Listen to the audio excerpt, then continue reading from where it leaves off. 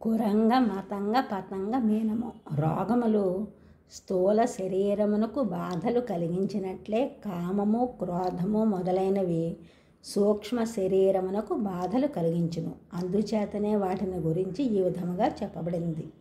శబ్దాదిభి పంచభిరేవ పంచత్వమాపు స్వగుణేన బద్ధా కురంగ మాతంగ పతంగ మేన భృంగా నరః పంచాభి రంజిత కిం.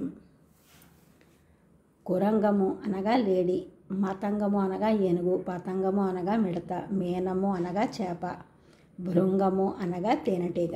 వాటికి ఉన్న శబ్ద, స్పర్శ, రూప, రస, గంధ లోలుపత్వముల వలన క్రమముగా నాశనమగుచున్నవి.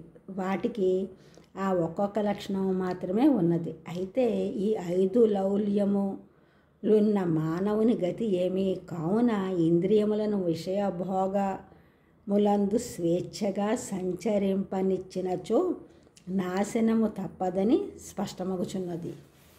భోగము శాస్త్ర విరుద్ధముగా ఉండరాదు. క్రోధము వలన పాపము కలుగును.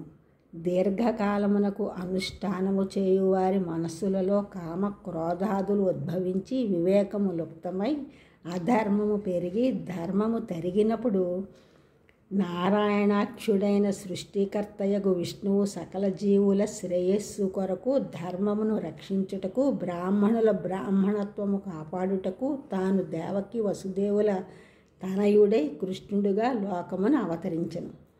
భగవంతుడు నిర్దేశించిన ధర్మము నాకు హాని కలిగినప్పుడు భగవంతుడు అవతరించి జనులకు ఉద్ధరించుటకు శ్రీరామచంద్రుని అవతారమున సత్యమును పాలించవలనని నిరూపణము చేసెను. శ్రీమద్ రామాయణమున శ్రీరాముని తల్లిదండ్రులందున్న భక్తి, సోదరులందున్న వాత్సల్యము, సీతాదేవి అందున్న ప్రేమ స్పష్టంగా తెలియను. ప్రజల విశ్వాసము కొరకు శ్రీరాముడు తన ప్రియమైన సీతాదేవిని అరణ్యమునకు పంపెను. భగవంతుడు మానవావతారమునందు కూడా ఔన్నత్యమే చూపెను. ఈ ఛానల్ చూసిన వాళ్ళందరూ కూడా సబ్స్క్రైబ్ చేయండి, షేర్ చేయండి, లైక్ చేయండి, కామెంట్ చేయండి. సబ్స్క్రైబ్ చేసిన వాళ్ళందరికీ కూడా కృతజ్ఞతలు. షేర్ చేసినారు, లైక్ చేసినారు, కామెంట్ చేసిన అందరికీ కూడా ధన్యవాదములు.